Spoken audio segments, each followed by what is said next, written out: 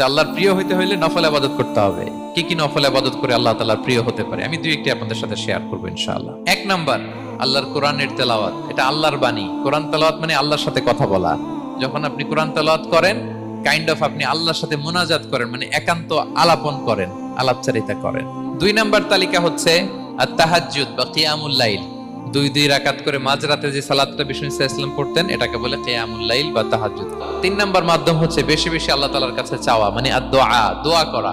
বিষ্ণু সাল্লাল্লাহু আলাইহি ওয়াসাল্লাম বলেন আদ-দুআউ মুখুল ইবাদা, দোয়া হচ্ছে ইবাদতের নির্যাস।